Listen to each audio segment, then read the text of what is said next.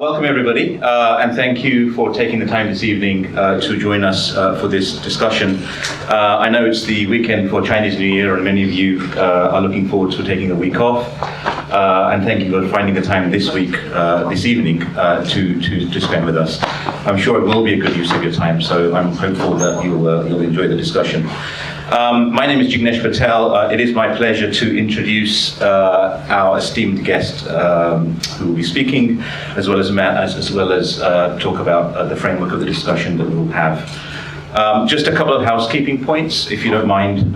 Just keep your phones on silent if you can, for courtesy's sake. And there will be a recording of the talk, so if you want to grab it later, please do. Hence, no need to record it on your videos or on your phones. There's no need for that. So let me thank members of the ISKCON Temple who are here to help this evening. So thank you all. Led by Sridhar Degaji, who I think is here somewhere, and all the various, members. Also like to thank Meera Joshi, who is not here today. She's been working behind the scenes tirelessly on the invites and making sure that the invites are kind of kept up to date. And her husband Prashant, who is here with us from Singapore, who's flown in especially for this to help coordinate logistics. Okay, so why don't we get to it? I need to pull out Maharaj's bio and get it wrong. Anyway, so let me just. Sorry, but I don't like taking notes, but I actually.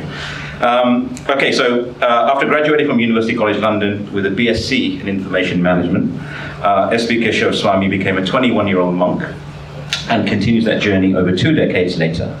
Having studied ancient Sanskrit texts for over 25 years, he's gone on to author 10 books and design over 50 courses, empowering his audiences to apply ancient insights to upgrade relationships, discover purpose, overcome inner blocks, and craft well-being on all levels.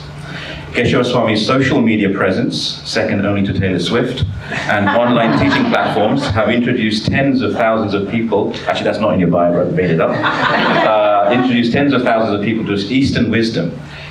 In 2022, he co-founded Think Gita, which is thinkgita.org, which I'd encourage all of you to have a look at later, which is now the fastest growing online portal for learning the Bhagavad Gita in a powerful, exciting, and life-changing way. Nowadays, he is a globetrotter. We know that because he just came from Davos, Switzerland, from the outskirts of the World Economic Forum. So we're pleased that he could join us from Davos on his way to Australia and stop over in Hong Kong. He's taught and continues to teach at academic institutions, preeminent institutions academically, globally, Fortune 500 companies, Apple, Google, etc., governmental organizations, and spiritual communities. He remains a thought leader on the cutting edge, inspired to share wisdom that breathes not just book knowledge, but deep spiritual insights that transform character and consciousness. We are grateful and privileged to have him speak today. The subject of this talk is very dear to all of us. And when we were thinking about how to use Maharaj's time wisely for the benefit of the Hong Kong community, all of us have to find balance. And I think the key here is finding balance in our lives. So we've got daily commitments that are competing with each other. And before we know it, life has passed us by, right? We get to our 40s, our 50s, our 60s, and suddenly, oh my God, what happened? So this is a chance for us to take a step back, think more deeply on what it is that really matters to you, and move forward in a more deliberate and balanced way. With that, let me thank all of you again for showing up and coming. And Maharaj, over to you. Jignesh gave a little bit of a formal introduction, probably took it from my website or ChatGPT or maybe Gemini. And just to share with you maybe a bit of the human story behind all the facts and figures. I sit in front of you not as a self-realized soul, not as someone who knows it all, but as someone who's on the spiritual journey, as we all are. And I grew up in Wembley in northwest London. And as I was growing up, I was fortunate to be surrounded by prosperity, by affluence. I saw people who had 2 cars, 2 houses, 2 phones, maybe too much. And while that was very beautiful, I saw that maybe something was missing. And so when I was about 15, I began looking into wisdom traditions and different books, and I went to the Bhagavad Gita, which many of you are familiar with, the Sanskrit book from ancient India, because I guess that was the tradition in which I grew up in. And so I started reading it, and to be honest, I read it first when I was 15, just a few pages, and it went like boom, like totally over my head. But something in me said that there's some profound wisdom here, but I have to be patient. So I continued studying. And through my university years, I studied at UCL. And through my university years, my spiritual hunger was growing. And when I graduated at the age of 21, I did the unspeakable. I went to my mom and dad and said, "Mom, Dad, I want to be a monk." It was like, we paid all that money for your education. So I said, no, I just want to be a monk for 6 months. I'll be a monk for 6 months. So they said, okay. So I went to India for 6 months, and I explored, and I traveled, and I questioned, and I studied, and I meditated. And I guess that's where I found my calling at the age of 21. So I came back and gave them another shock, what to do. It's the job description of a son, to shock his parents. And I said, I think this is a bit more than 6 months. And it was a difficult time for me, and I think maybe that's something I can share with all of you, that sometimes you may want to follow your calling, and sometimes it's difficult because there's people around you who you love, who you value, and who you really want to please. And at the same time, you have a calling and you have a path that you want to walk. And so it was a difficult time for me, but I walked my path. And I continued that path 25 years later. I've been a monk now for about 25 years. And still learning and picking up wisdom along the way. And my mom's okay now. She's happy. So now I travel and I just share with people, and as I share, I'm also learning from you. So I hope this evening, hopefully you'll learn something, I'll learn something, and we'll all leave a little bit more elevated and edified. So today we're talking about balance, and I just want to begin by doing an experiment. I'm going to show you a video on the screen, and there's going to be some people in white t-shirts. And all I want you to do, they're going to be passing a ball around, and all I want you to do, it's very simple. I just want you to count the number of times they pass the ball. Yeah? Simple enough? Yeah? Is that okay? So all you have to do is count the number of times the people in white t-shirt pass the balls. 3, 2, 1. Count how many times the players wearing white pass the ball.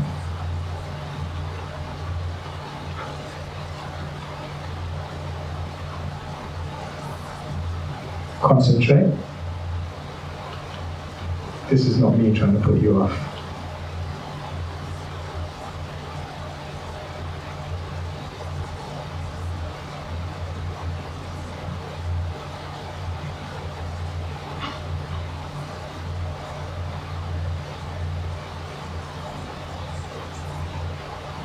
Alright, simple enough. Put your hands up if your answer was 12. Okay, 1. Put your hands up if it was 13. Okay, 4. Put your hands up if it was 14. Okay, about 5. 15. Okay, about 10. 16. Okay. 17. 18. Oh my God, you guys really don't agree with each other. It's amazing. It's amazing. Even a simple thing like counting the number of times. Our mind is so distracted, isn't it? The correct answer is 16. Yeah, let's give yourselves a round of applause. The majority won. Now, I don't want you to tell me, but I just want you to put your hand up if you saw something interesting on the screen. Okay, about 20 of you. The rest of you never saw anything interesting on the screen? What about if I told you across the screen walked a gorilla? Yes. And some of you are like, no. A gorilla walked across the whole screen. Put your hand up if you didn't see the gorilla. Didn't see a gorilla? Put your hands up if you did see a gorilla on the screen, right? Put your hands up if you saw the gorilla walk through this room. Okay, thankfully no one saw that. That didn't actually happen. But those of you who saw the gorilla walk across the screen, did you see anything else interesting? Bumping his chest. He was bumping his chest, okay. Color change. The color changed.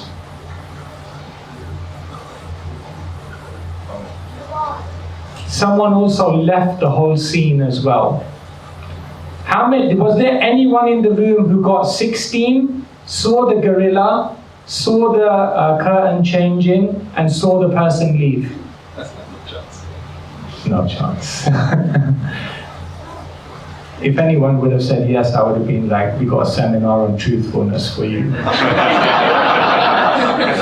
Have a look. The correct answer is 16 passes.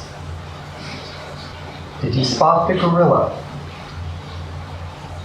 For people who haven't seen or heard about a video like this before, about half missed the gorilla. If you knew about the gorilla, you probably saw it. But did you notice the curtain changing color for the player on the black team leaving the game? Let's rewind and watch it again.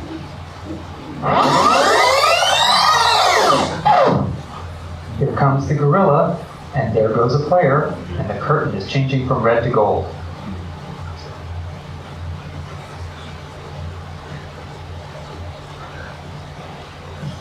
So there you go. Anyway, next time someone shows this, you'll be ready. This is one of many, many psychological experiments which show that when we focus on one thing and when we're really trying to do one thing really well, then in the process we can end up neglecting, missing, and being oblivious to other really, really important things that are going on around us. And this perhaps is the story of life sometimes. That sometimes we achieve success in so many things that we set out to. We put, they say, put your mind to it, and we put our mind to something, and we really achieve success in that. But sometimes that success in another aspect of our life feels like it brings a failure. Imagine you rise in your career, we have aspirations, we want to be a contributor, we want to really make a change. But sometimes in the course of rising in our career, we may end up lacking in our relationships. Someone who sacrifices everything to give themselves to the climbing the corporate ladder might find that in their personal life they end up damaging it. Sometimes we put our blood, sweat, and tears into building a beautiful home. Yet sometimes we may be sitting in that home, and in a quiet moment we may reflect and think about our life and ask ourselves, but did I really find purpose? Did I really follow my calling? Did I unleash the potential of what I had and do what I really came here to do? Sometimes we can develop a healthy bank balance, but in the process we may lose our health. The Dalai Lama said this. He said, one of the most amazing things is that we sacrifice our health in order to get wealth. And then later on we spend that wealth to try and get our health back. In fact, there was a young girl and she wrote a poem called The Paradoxes of Our Time. And she said exactly the same thing. She said, we have higher buildings but we have lower values. We have wider highways, but narrower minds. We've conquered outer space, but we're struggling with inner space. We've multiplied our possessions, but we've reduced our values. We have more degrees, but we have less sense. We buy more, but we enjoy it less. We're more connected than ever before, but people are further and further apart. And she says, maybe we've learned how to make a living, but we've not learned how to make a life. And so sometimes we feel like we're successful in creating a life which looks good on the outside. But perhaps if we're very, very honest and we reflect, sometimes it doesn't feel so good on the inside. They say, perhaps the story of the world today is smiling faces, crying hearts. That sometimes we feel, yes, there's a vacuum, there's something missing. Even when we achieve all of our goals, in a quiet moment, we still feel unsure what the goal of life actually is. And so they say the worst type of success is when you fulfill and achieve all of your goals, and then later on you realize they were somebody else's goals. And so, because we live in a world which is so busy, which is so demanding, oftentimes this happens unintentionally, unconsciously, imperceptibly. And so the sages, the great teachers, the wisdom keepers of our world, they tell us that being introspective about why we're actually here and what we're trying to achieve is so, so important. And if you don't keep your eyes open to living a balanced life, then there's a very good chance that you'll come out of balance. Many of you are familiar with this. This is the hierarchy of needs. The famous American psychologist Abraham Maslow, he wrote a paper, a very, very famous paper called A Theory of Motivation. And he analyzed in that paper what motivates people to wake up every morning, what motivates us to put our attention, our effort, our endeavor into different things in life. And he said there's basically a hierarchy of needs, that on the base level, most people are just trying to meet the demands of life and have the basic necessities which allow them to live day to day. And he says once people have achieved that, then they look for safety, they look for security, they look to build on the necessities to make sure that they have enough in case there's a rainy day. And he says higher than that, they look for love, for belonging, for connection. We don't just want to be successful, but we want to share that success with others. And sometimes we feel that there's a vacuum of relationships. Last Christmas, I gave you my heart. Very next day. all those kind of songs. And then Maslow very interestingly says when we have those relationships, when we've achieved all of those things, then we also begin to look for contribution. We look for making a difference in the world. We kind of look at life and we think, I received a lot, but I want to also share with others and make a difference and leave a legacy. And so people often in their life also think about leaving a legacy. But Maslow says all of this is completely natural and completely necessary for living a wholesome life. But he says all of this is not enough.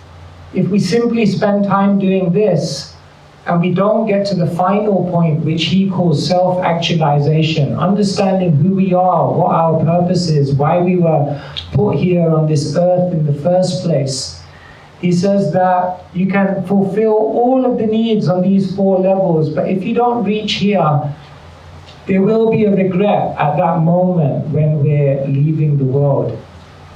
And so he says that self-actualization is what everything is ultimately contributing towards. And it's interesting that when he talks about self-actualization, he doesn't actually go into that much necessary detail about what that is, and says everyone has to really find that for themselves. But fitting all of this in is tough. here we are, and it's great because for the next few days you're all going to have some holidays, and this is the time to think about all of these things.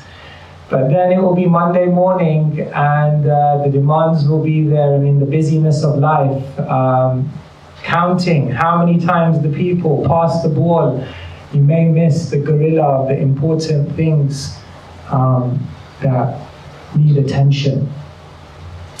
Friends, today I just want to do a quick questionnaire with all of you. I'm going to flash a series of questions, and if your answer to this question would be yes, I want you to give yourself 1 point.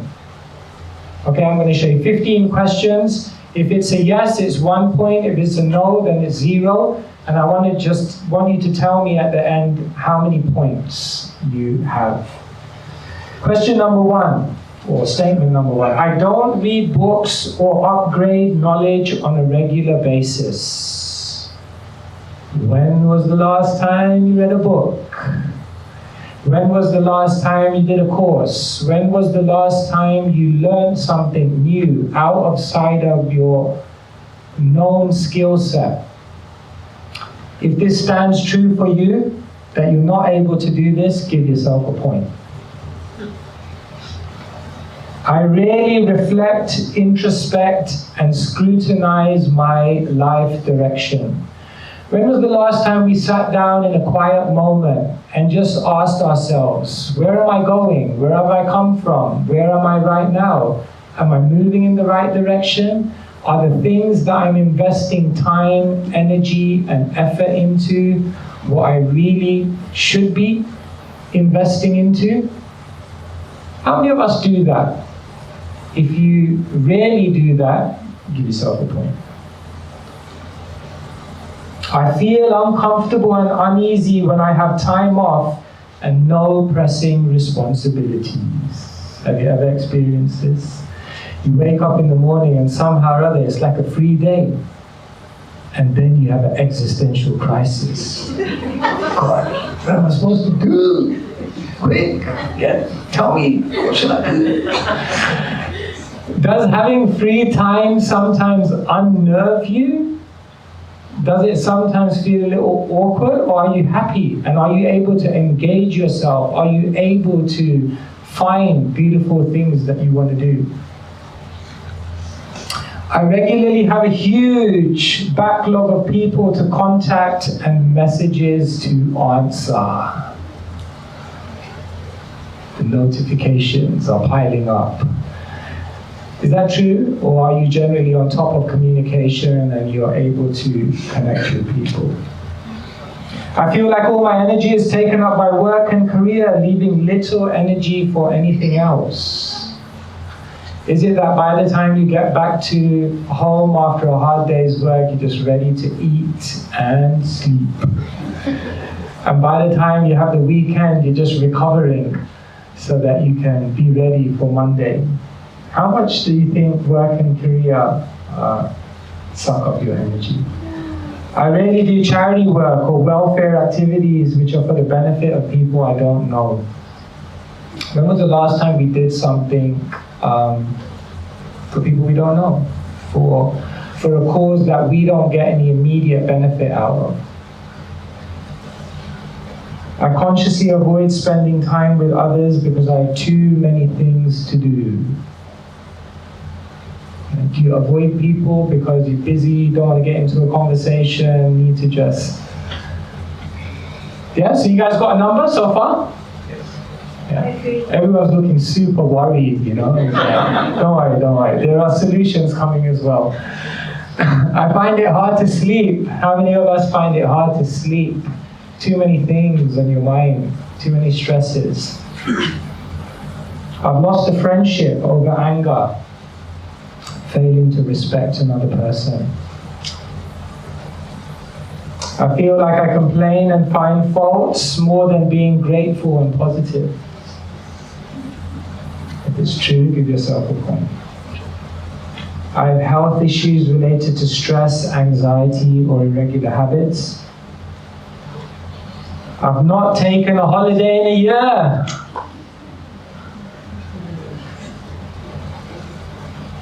If an emergency comes in my life, I find it very difficult to adjust. Yeah, hope you're counting. Most of my interactions are just about getting things done. Do you have time to just talk to people without any agenda, without any purpose, without the fact that you're trying to achieve something in that conversation, just to be in that moment, to give someone your attention and be fully present, just to connect. My partner, children, family complain that I don't have enough time for them. All right, so you have a number. When you go away this evening, I can later on flash these on the screen again. You can just take a photo, and the questions where you did give yourself a point, the questions which were true for you, or the statements, just think about those in your life and think about how they may be the keys to redressing the balance in your life. So just have a look at that. So they say, if you had 0 to 5 points, well done. Keep going. You are in the top 5% of the world, because most people are not there. If you're between 6 and 10, then definitely life balance needs adjustment. And if you're between 11 and 15, sorry, can't help you. Lost case. Then really we have to think. It's important to ask these questions. As Jignesh was saying, sometimes time just goes and life passes us by, and later on we have many regrets. There was one lady, she was a nurse, a palliative nurse, and she wrote a book after 25 years of being a palliative nurse, in which she documented the top regrets that dying people had. So it's a very interesting book, you can read it. And people didn't regret, I wish I spent more time at work. That wasn't one of the regrets. So it's an interesting book to read, because it helps us to understand the kind of things that we have to make sure, the traps that we don't fall into. And so today, there's all these things that I'm telling you to do, and telling you that, sharing that these are all important aspects, and try not to neglect any of these, because they're all building up to actually living a very purposeful life. But the reality is life is busy. So how are we going to fit it all in? How are we actually practically going to have that life that we'll be proud of? And so today, I'll just give you 5 tips. These are 5 things we learn as monks in the monastery, but these are 5 kind of universal things that everyone can do in their life, even if you're not a monk, even if you don't live in a monastery. These are just universal principles that lead to more conscious living. And the very, very first principle we share with people is start slower to go faster. There's many paradoxes of the world we live in. Like, for example, I was just giving a talk in Davos about the paradoxes of the world we live in. So, for example, sometimes if you talk less, you can actually say more. Sometimes if you meditate on death, you can actually live a more purposeful life. Sometimes if you look back, you can actually get more vision to move forward. Sometimes if you fail more, you actually have more chances of success. So if you actually look at the world, it's counterintuitive in many, many ways. And one of the other counterintuitive paradoxes of the world is that if you start your day slower, you start your day focusing on the internal world, you start your day focusing on intention, values, purpose, you focus on alignment first. Then what happens is when you emerge into the world, into the busyness, into the chaos and the craziness, then you'll actually be much more effective, much more focused, much more balanced, and much more impactful. And therefore, we tell people everyone should join the 5 a.m. club. Join the 5 a.m. club before you join the 9 a.m. reality. And if you don't, it will become the 12 p.m. catastrophe. So it's so important to rise early. It's said that when the sun is rising, then the sun is energizing the whole universe. So someone who rises with the sun doesn't just energize the universe, but the sun begins to energize their life. They say the morning hours give you creativity. The morning hours give you productivity. The morning hours give you longevity and sustainability in what you want to do in your life.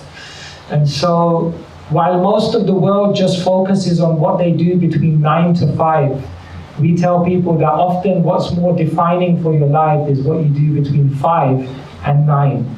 Because that's where you rejuvenate, that's where you realign, that's where you readjust yourself to the principles and the things that really matter. And so one simple habit that everyone can start doing to live a more balanced and meaningful and purposeful life is when you wake up, instead of first dealing with the external world, focus on the internal world. And that could mean different things to different people, but sometimes I give people a formula, 15, 15, 15, 15. 15 minutes, move. When you wake up, move. Do some yoga, do some breathing, get the circulation going in your body. Then, 15 minutes, meditate. After you've energized the physical body, now go internal, do some meditation, whatever that may be for you. And then I tell people, 15 minutes, read. Read something. Read some wisdom, some higher dimensional knowledge which gives you a different lens through which to see life. And 15 minutes, reflect. Whatever you've read, reflect on it and reflect on your life and write a journal and write a few thoughts about where your life is going and what you want to achieve. Now I guarantee you, if you do that every single day, move, meditate, read, and reflect. These are timeless principles which are eternal technologies which work. And so if you start slower, don't wake up and immediately begin interacting with the world. First, navigate the inner world. The second principle I want to give to you to live a more meaningful life is learn to say no. When they were looking at time management over the generations, then they had different models at different times. And the first kind of wave of time management was, how do you maximize everything in your life? How do you fit as many things as possible in? And there was some truth to that. But the second wave of time management told us it's not just about maximizing what you do in your life, but it's about prioritizing what you do in your life. So yeah, everything should be fit in, but put it in a priority order. But the third wave of time management tells us it's not just about maximizing, it's not just about prioritizing, but we have to learn the art of eliminating. There are many things in life that we spend time, energy, and our attention on that just aren't worth it. And if you don't consciously say no to certain things, then know that you're unconsciously saying no to many other things that are much more important and impactful for your life. And therefore, the most purposeful people in the world constantly do an audit of their life, and they ask themselves, what things am I doing that I don't need to be doing? And by eliminating things from your life and creating space, you open up the opportunity to do much more meaningful things. And so, don't think about life as just something you want to fit more and more into, but also think about how to create room, how to create space. We need space, you see. Like when you eat, according to Ayurveda, half of your stomach should be filled with solids, A quarter of your stomach should be filled with water, and the other quarter should be filled with sweets. No, I'm joking. The other quarter should be filled with air. Because you need some space for the fire of digestion to take place. But what often happens in our life is just packed, back to back. And therefore there's no fire to digest life, to digest lessons, to reflect, to learn, to grow. And so the teachers tell us, say no so you can say yes. The third thing I want to share with you is a very, very important mantra. Time carries memory and location carries energy. One of the biggest problems in the world today is that people live very, very unregulated lives. This is coming from someone who took 120 flights last year. I'm not speaking about this one from a space of actually living it. But if you have the opportunity to live a regulated life, this is incredibly powerful. Because if you do the same thing at the same time every day, that time creates an energy. Like for wherever we are in the world, when the clock hits 5, we know what we're doing. We're meditating because it's just become part of us, and that time carries a certain energy which allows you to go deep into that activity. And location carries, time carries energy and location carries memory. So when you do a certain activity in a certain place, in a certain habitat, when you keep a steadiness, then what happens is immediately when you step into that environment, it's so much easier to do that activity because location carries that. So here I'm just sharing with you the power and the potentiality of living a regulated life. I don't have it here, but I can show another time. They made a chart of the most creative people in the world. Creative people who are like activists, or creative people in the arts, or creative people in philosophy, and it showed their daily routines. And one of the common things amongst the most creative people in the world is that it's almost counterintuitive, but the most creative people live the most structured lives. Because from structure, from regulation, from having a set way of doing things, you open up opportunity to unleash something far more creative. And so people who live a regulated life often have less regrets because there's a time and a location for everything. People complain, I don't have enough time. I need another day in the week, I need another hour in the day, I need another lifetime added onto this one. We always want more time. But the ancient Sanskrit sutras tell us, when you utilize time, time actually expands. Many of you are parents, you know that you won't give something to your child if they don't appreciate what they already have. You won't give them more of it, because if you don't appreciate what you have, you'll never appreciate what you get. And therefore, it's explained that when we utilize time, when we stop wasting time, when we're very, very purposeful and very, very deliberate and very, very responsible in how we spend every moment of our life, then what you'll actually find is that windows of extra time actually begin opening up to do all the other things that you want to do. Therefore, you find the most impactful people in the world, it's incredible how much they get done. Have you ever met people? Sometimes you just think like, how does this person get so much done? Because if someone is very, very deliberate and respects time, then what will happen is time will expand in their life and they'll be able to do insane amount of things because it's almost like they transcend that limitation. So Just look at the time wasters in our life and try to begin eliminating some of those, and you'll see amazing things begin to happen. And the final thing I want to tell you about time is perhaps the most important one. Actually, just today before I was coming here, I got a call from London from one of our community members, and he said, can we jump on a Zoom call? So at 4 o'clock I jumped on a Zoom call here.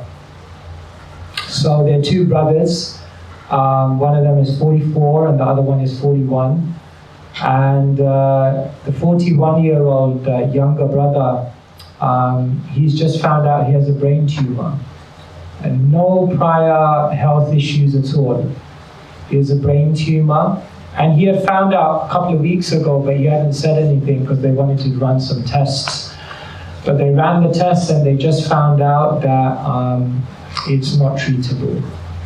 And he's just been told out of the blue that he has probably a maximum of 1 year to live. And so I was just on a Zoom call with them before coming here, talking about how to process that and how to move forward. This is, dear friends, the volatility of life. Time is ticking. Now Kumbh Mela is going on. I don't know how many of you have been to Kumbh Mela. I went 12 years ago. But in Kumbh Mela, you'll see many, many yogis. And the yogis, what they do is they often walk around and they're covered in ashes. And that has a deep meaning because the yogis are constantly reminding themselves that this is what I'm going to become soon. Time is ticking. Time and tide waits for no man, woman. And therefore, when we remember the volatility of our lives, then we actually begin to live much, much more purposeful lives.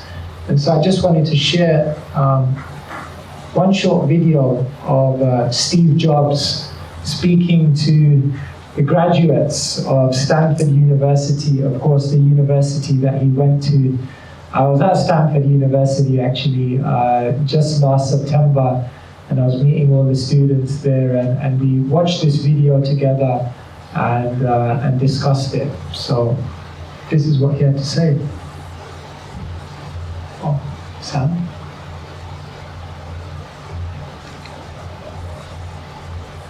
There was sound before.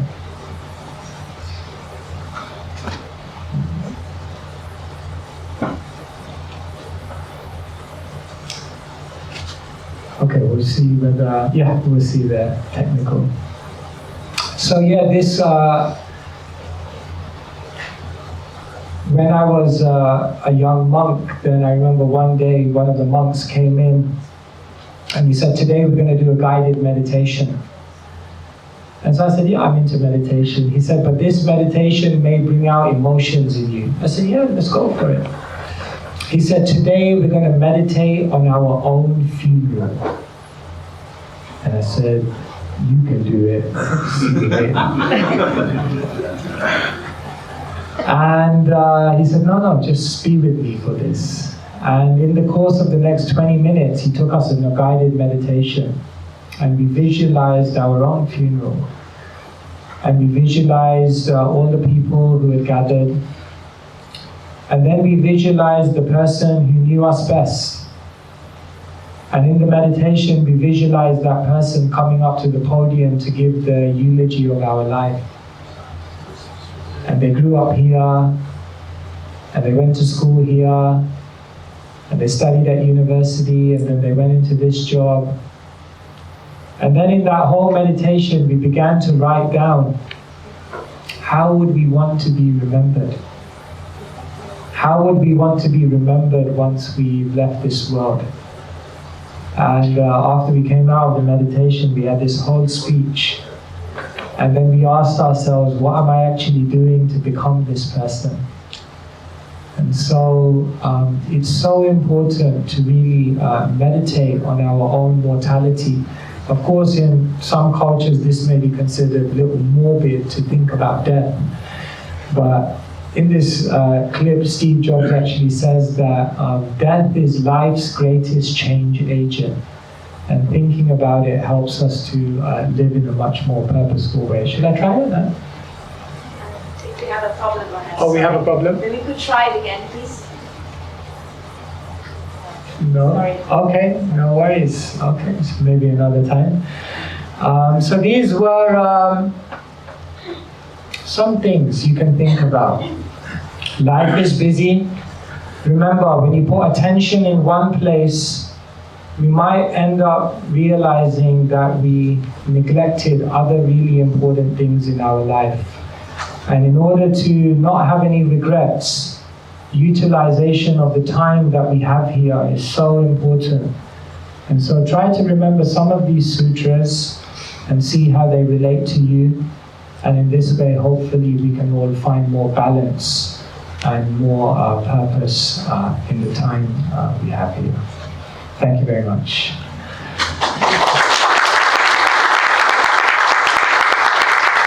So, we have a little bit of time, and I didn't want to speak for the entire evening. I just wanted to kind of open up some ideas and then see perhaps whether any of you have any questions or comments, or whether there's anything I said that you would like to know more about. Then we can kind of open it up for you. So yes, would anyone like to ask any questions or yes? I think there's a mic coming, so if you could just.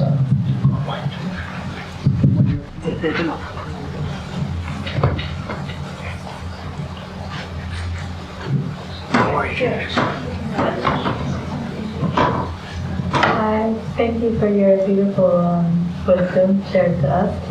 My question is that I recognize that having a schedule every day makes everything better in life. But what happens when your partner doesn't recognize that? And when you try and wake up, they're like, want to cuddle you all day, or, you know, and then it makes it harder because you want to stay in bed, but you're trying to keep with the schedule. So yeah, that's just my question. Yeah, thank you so much. So we live our lives and we want to have a schedule, but then we're surrounded by other people, people we value, people we love, and our lives are somewhat intertwined.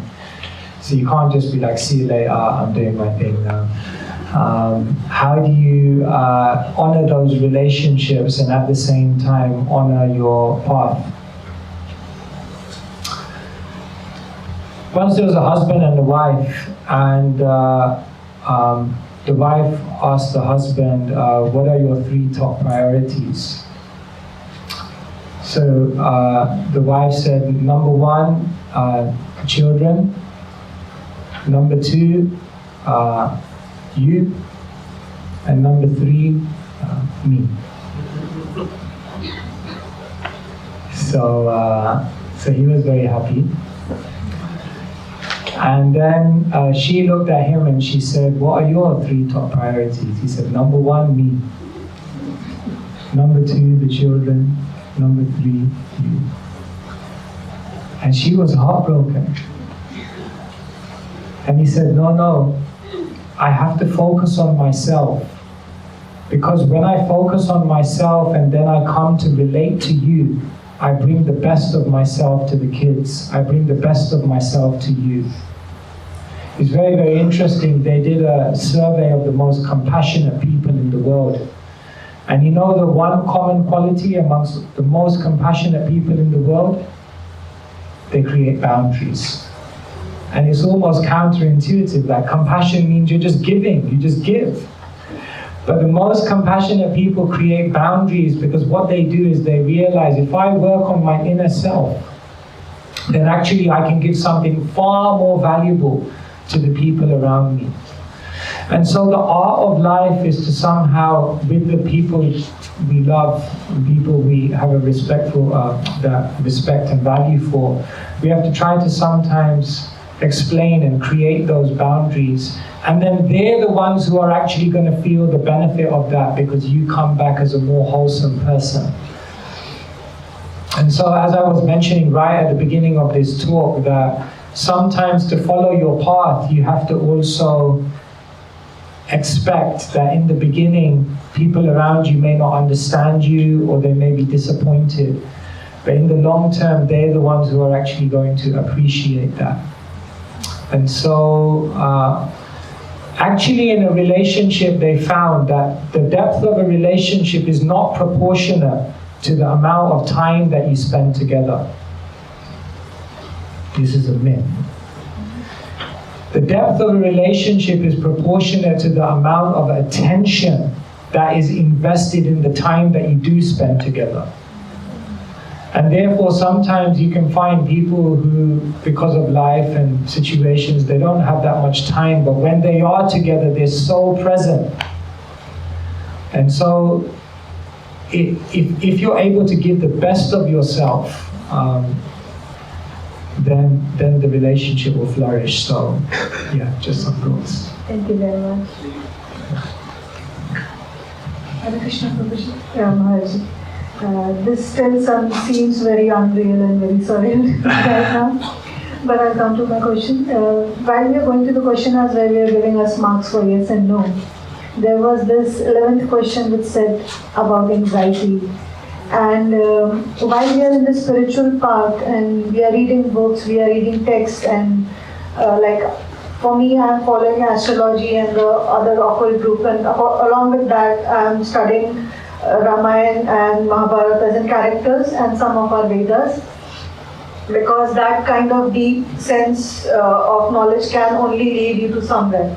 So though I have a very scheduled day, but my anxiety is like I am not able to reach somewhere.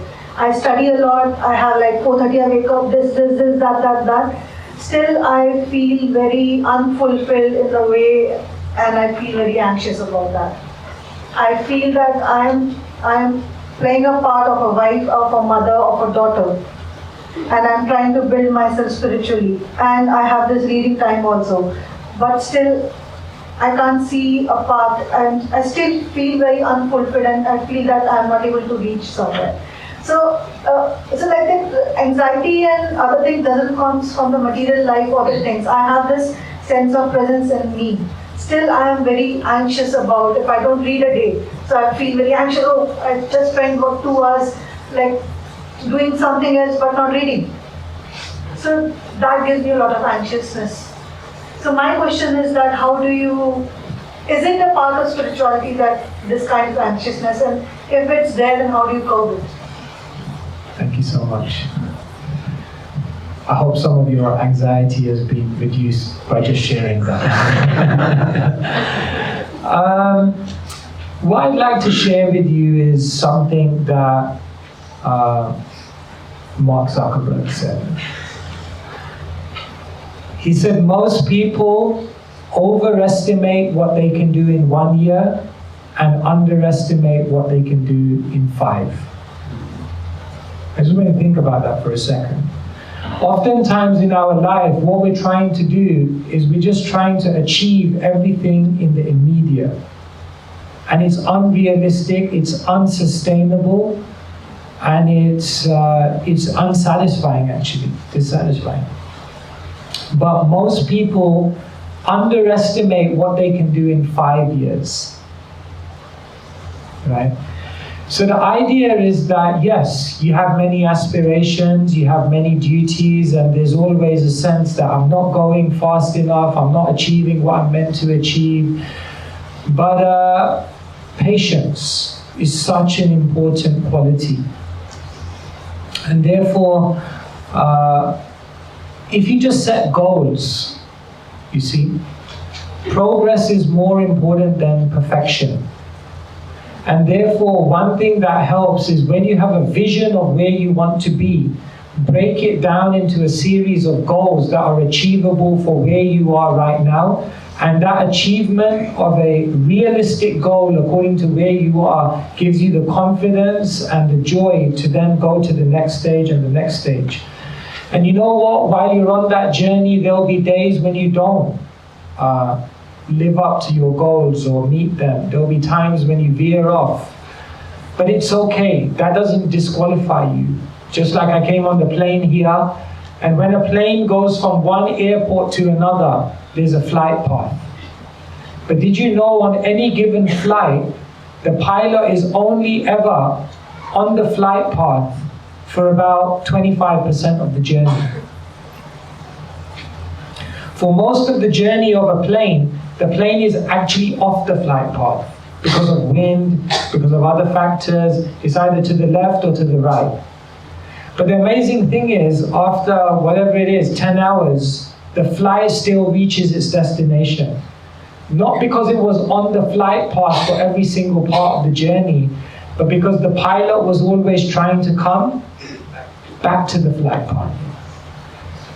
Therefore, when Arjuna in the Bhagavad Gita tells Krishna, my mind is all over the place, it's more difficult than controlling the wind, Krishna says, don't worry. From wherever the mind wanders due to its flickering nature, just keep bringing it back.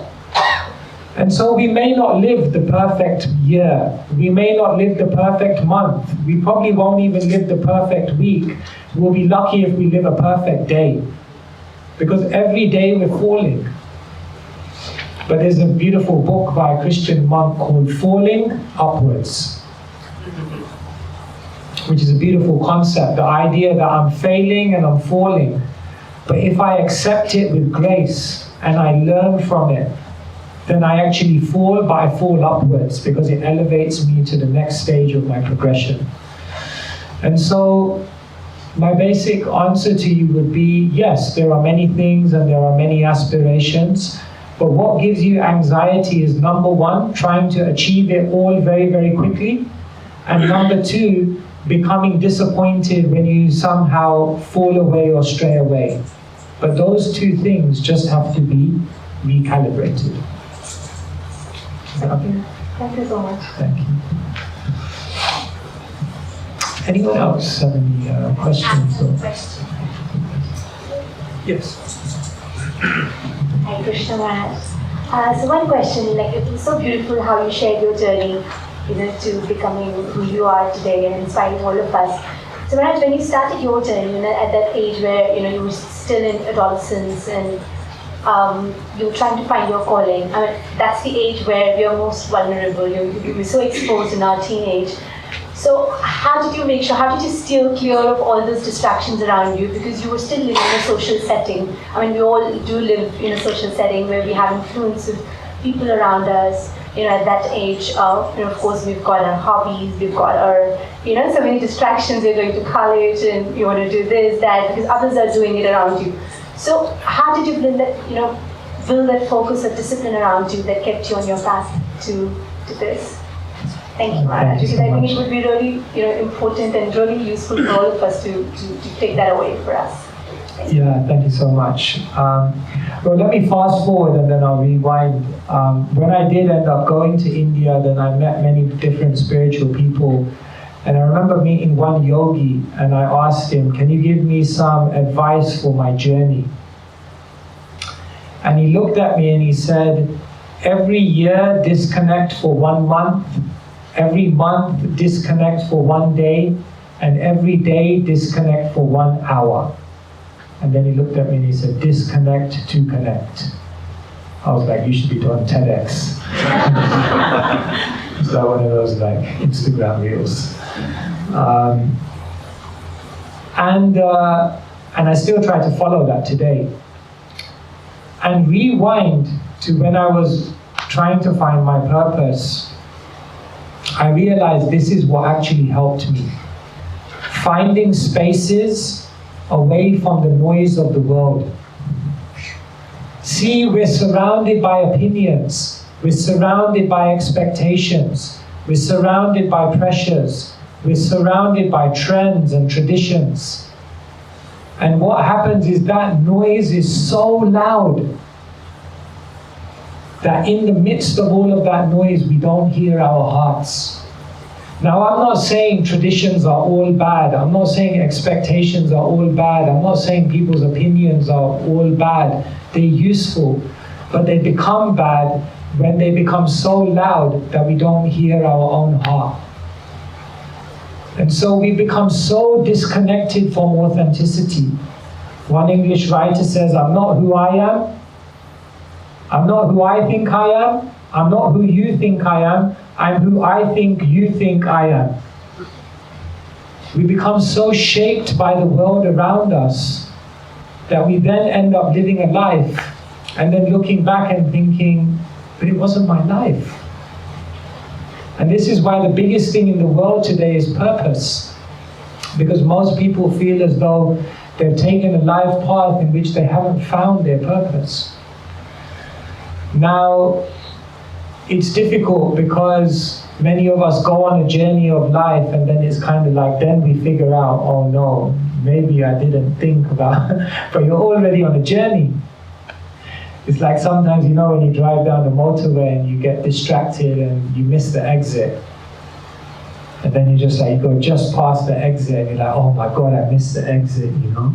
And in that moment, you just want to turn around and reverse, but you can't, you're on the highway. So sometimes our life is like that, you know?